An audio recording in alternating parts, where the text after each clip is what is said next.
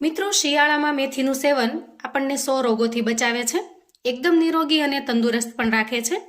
તો આજે આપણે મેથીમાંથી એકદમ ટેસ્ટી અને નવી રેસીપી બનાવીશું, જે કદાચ પહેલા તમે ક્યારેય જોઈ પણ નહીં હોય અને બનાવી પણ નહીં હોય. તો હેલો ફ્રેન્ડ્સ, ધમુસ કિચન એન્ડ બ્લોગ પર તમારું સ્વાગત છે.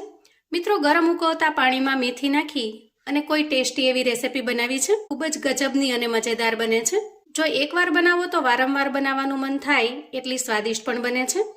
તો ચાલો બનાવવાની રીત જોઈ લઈએ. આજની એકદમ ટેસ્ટી અને સરસ એવી વાનગી બનાવવા માટે મેં અહીંયા નાની પૂણી જેટલી મેથી લીધી છે અને મેથીના જે પાન છે એને આપણે ચૂંટી લીધા છે. તો એમાં ડાળખીનો ભાગ બિલકુલ ન આવે એ રીતે આપણે પાનને અલગ કાઢી લઈશું અને સરસ રીતે ધોઈ લઈશું. ત્યાર પછી ગેસ ઓન કરી ગેસ ઉપર આપણે એક કડાઈ મૂકીશું અને એ કડાઈની અંદર અંદાજે 2 ગ્લાસ જેટલું પાણી ઉમેરીશું. પાણીને આપણે થોડું ગરમ થવા દેવાનું છે. હવે જુઓ, પાણી થોડું ગરમ થાય એટલે આપણે એમાં અડધી ચમચી જેટલું મીઠું ઉમેરીશું અને પાણીની અંદર મીઠાને ખૂબ સરસ રીતે મિક્સ કરી દઈશું. અહીંયા મીઠું સરસ રીતે મિક્સ થઈ ગયું છે અને પાણી પણ થોડું ગરમ થઈ ગયું છે. એ સમયે આપણે ધોઈ અને તૈયાર કરેલી મેથીની ભાજી ઉમેરીશું. મેથીની ભાજીને અગાઉ આપણે ધોઈ લેવાની છે, જેથી કરીને એના અંદર જે કાંઈ અશુદ્ધિઓ હોય એ નીકળી જાય. અને આ રીતે બધી જ મેથીને પાણીની અંદર ડીપ કરી સરસ રીતે બોઇલ કરી લઈએ. હવે જ્યાં સુધીમાં ભાજી બોઇલ થાય છે ત્યાં સુધીમાં આપણે આગળની તૈયારી કરી લઈએ. તો એના માટે આપણે અહીંયા મિક્સિંગ બાઉલ લઈશું અને ત્યાર પછી 1 વાટકી જેટલી સૂજી લઈશું. અહીંયા તમે સૂજી કે રવો કોઈ પણ લઈ શકો છો. 1 કપ જેટલી સૂજીને મેં અહીંયા જોઈ ચોખ્ખી કરી અને લઈ લીધી છે. અને હવે 1 કપ સૂજીમાં આપણે 2 ચમચી જેટલું દહીં ઉમેરીશું. દહીં બહુ મોળું પણ નહીં અને ખાટું પણ નહીં એ રીતનું છે. તમારી પાસે જો ખાટું દહીં હોય તો તમારે 1 ચમચી ઉમેરવાનું. હવે થોડું પાણી નાખી એકદમ સરસ મિશ્રણ જેવું બનાવી લઈએ. તો અહીંયા મિશ્રણ બનાવતી વખતે પાણીને જરૂરિયાત મુજબ નાખતું જવાનું, જેથી બેટર ઢીલું ન થઈ જાય. જુઓ, એક નાની વાટકી જેટલું પાણી આપણે અહીંયા ઉપયોગમાં લીધું છે.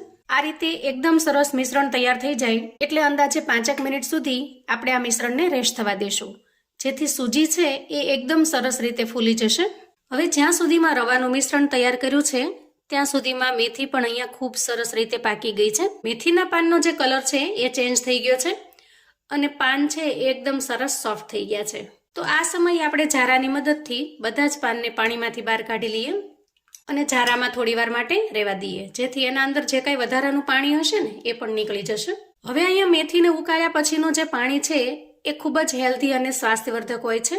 અને જો પાણીને પીવામાં ઉપયોગમાં ન લેવું હોય તો તમે કોઈ મસાલા ખીચડી કે સાદી ખીચડી બનાવતા હોય એમાં, અથવા તો કોઈ શાક સબ્જી બનાવતા હોય એમાં આ પાણીનો ઉપયોગ કરી શકો છો.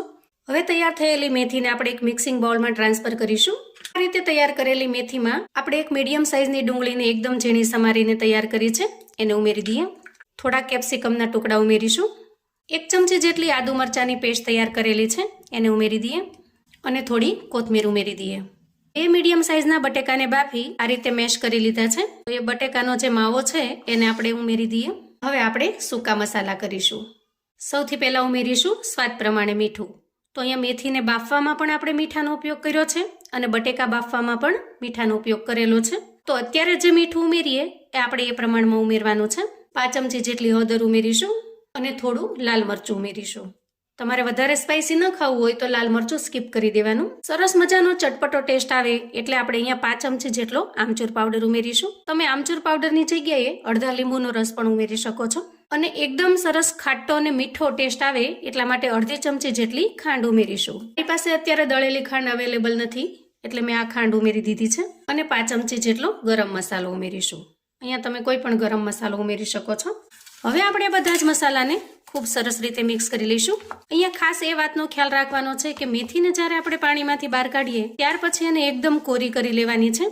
એમાં પાણીનો ભાગ બિલકુલ ન રહે એ ખાસ જોવાનું છે, કેમ કે મેથીમાં પાણીનો ભાગ હશે તો આ મિશ્રણ ઘાટું નહીં બને પણ એકદમ ઢીલું બની જશે. જુઓ, આ રીતે એકદમ સરસ રીતે તૈયાર થઈ ગયું છે. હવે તૈયાર થયેલા ડોને આપણે થોડી વાર માટે સાઈડ પર મૂકીશું અને આજના નાસ્તા માટે એકદમ ટેસ્ટી એવી ચટણી બનાવી લઈશું. તો એના માટે સૌથી પહેલા કોથમીર લઈશું. આદુના એક નાના ટુકડાને સમારીને ઉમેરી દઈએ. થોડું લીલું મરચું ઉમેરી દઈએ અને 2 ચમચી જેટલું દહીં ઉમેરી દઈએ. એક નાની વાટકી જેટલા ગાંઠિયા ઉમેરીશું. તમે અહીંયા દાળિયાનો ઉપયોગ પણ કરી શકો છો અથવા તો શિંગદાણાનો પણ ઉપયોગ કરી શકો છો. હવે ઉમેરીશું સ્વાદ પ્રમાણે મીઠું. અડધી ચમચી જેટલી ખાંડ ઉમેરીશું. એનાથી ખૂબ જ સરસ ચટપટો ખાટો મીઠો ટેસ્ટ આવશે. પણ જો તમે ખાંડ ન નાખવા માંગતા હો તો સ્કીપ પણ કરી શકો છો. અને ત્યાર પછી થોડો લીંબુનો રસ ઉમેરીશું. દહીંની ખટાશ અને થોડી લીંબુની ખટાશ પડવાથી ચટણી વધારે ટેસ્ટી લાગે છે. હવે ઢાંકણ ઢાંકીશું અને એકદમ સરસ રીતે પીસી લઈશું. જુઓ, એકદમ સરસ એવી ગ્રીન ચટણી બનીને તૈયાર છે. હવે ચટણીને સાઈડ પર મૂકીશું.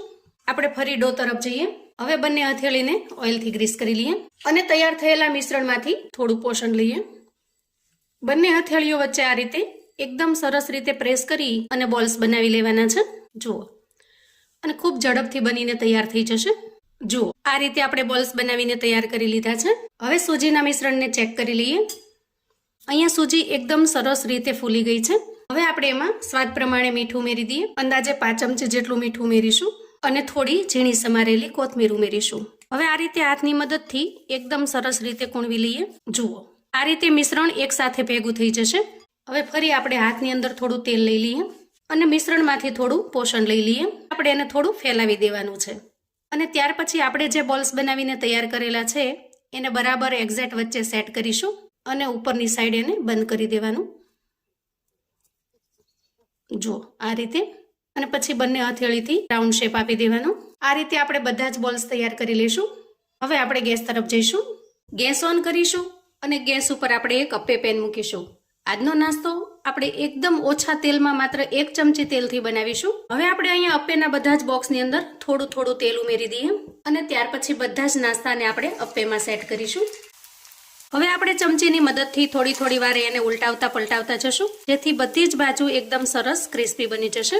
અહીંયા એક બાજુની સાઈડ આપણે ચેન્જ કરી લીધી છે અને હવે નીચેની સાઈડ પણ ખૂબ સરસ રીતે થવા દઈશું. સમોસા, કચોરી, ગોટા કે બટેકા વડા, આ બધી જ વસ્તુને ભૂલી જાઓ, એટલો સરસ ટેસ્ટી બને છે. અને એક વખત જો ઘરનાને આ રીતે બનાવીને પીરસશો ને તો હંમેશા આ નાસ્તાની ડિમાન્ડ થશે.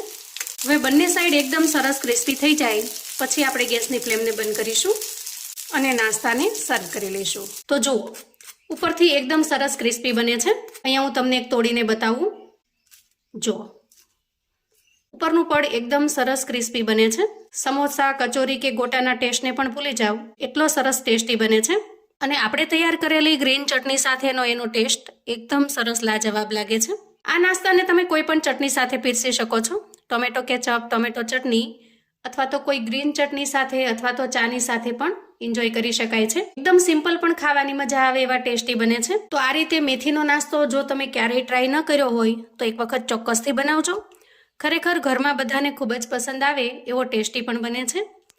તો આવું અવનવું જાણવા માટે અને મને સપોર્ટ કરવા માટે ચેનલ પર જો તમે નવા છો તો પ્લીઝ ચેનલને સબસ્ક્રાઈબ કરો. વિડીયો ગમે તો લાઈક અને શેર કરો. તમારા સગા સંબંધી મિત્રોને પણ આપણી આજની એકદમ અલગ રીતે બનાવેલી આ કચોરીની રેસિપી ચોક્કસથી મોકલી આપજો. કોમેન્ટમાં મને ચોક્કસથી જણાવજો મિત્રો કે મેથીનો આ અલગ રીતે બનાવેલો નાસ્તો તમને કેવો લાગ્યો છે. ફરી મળીશું એક નવી રેસિપી સાથે. ત્યાં સુધી આવજો મિત્રો.